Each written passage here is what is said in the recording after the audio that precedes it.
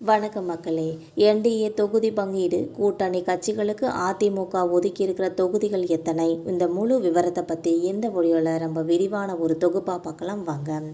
தமிழ்நாட்டில் அடுத்த மாதம் 23ஆம் தேதி சட்டமன்ற தேர்தல் நடைபெற இருக்குது. இதை தொடர்ந்து திமுக மற்றும் அதிமுகவோட கட்சிகளோட தொகுதி பங்கீடு பணிகளை ரொம்பவே தீவிரப்படுத்தி வந்துட்டுருக்காங்க.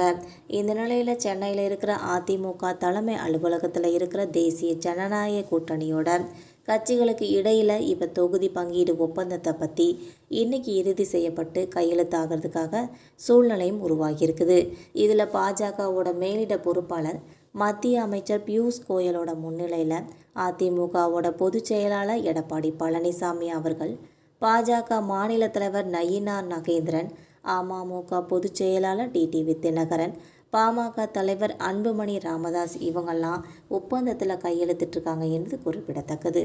இதனைத் தொடர்ந்து என்டிஏ கூட்டணியில் வந்திருக்க கட்சிகளுக்கு ஒதுக்கப்பட்டிருக்க தொகுதி எண்ணிக்கை அதிமுக பொதுச் செயலாளர் எடப்பாடி பழனிசாமி அவர்களே தெரிவிச்சிருக்காங்க.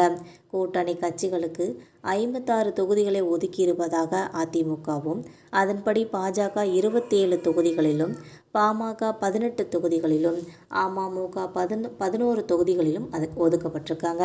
மீதமுள்ள கட்சிகளுக்கு தொகுதிகளை ஒதுக்குனதுக்கு அப்புறம் தான் அதிமுக போட்டியிட இருக்க தொகுதிகளோட எண்ணிக்கையே நமக்கு தெரிய வரும்னு சொல்லலாம். இந்த நிலையில் சென்னையில் ஒரு சர்வேயில் கிடைத்த ஒரு அதிர்ச்சியான தகவல் இன்னொரு பக்கம் நடந்துட்டுருக்கு. தமிழ்நாடு சட்டமன்ற தேர்தலும் 23ஆம் தேதி அறிவிக்கப்பட்டுருச்சு. வாக்குப்பதிவும் அன்றைக்கி நடைபெற இருக்கிற இந்த சூழ்நிலையில் தொகுதி பங்கீடு வாக்குறுதிகளோட பிரச்சாரம் இதெல்லாம் அரசியல் களம் ரொம்பவே சூடு பிடிச்சிருக்குன்னே சொல்லலாம். தேர்தலுக்கு சரியாக ஒரு மாதமே இருக்கிற இந்த நிலையில் தொகுதிகளோட இறுதி சேர பணிகளும் நடந்து வந்துட்டுருக்குது.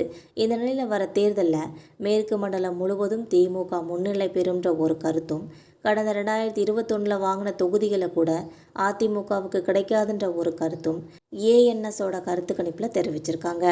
இது மட்டும் இல்லாமல் ஆட்சியை தக்க வச்சுக்கிறதுக்காக திமுக கூட்டணியும், ஆட்சியை பிடிக்கிறதுக்காக அதிமுக கூட்டணியும் நிறைய வியூகங்களை வகுத்து வந்துட்டுருக்காங்க என்பது பலருக்கும் தெரிந்த ஒரு உண்மைன்னு கூட சொல்லலாம். நாம் தமிழர் மற்றும் தாவேகா கட்சிகளும் களத்தில் ரொம்ப வேகம் காட்டி தான் வந்துக்கிட்டு இருக்காங்க. திமுக சுமார் 22 கட்சிகளோட ஒரு பிரம்மாண்ட கூட்டணியை அமைச்சிருக்காங்க.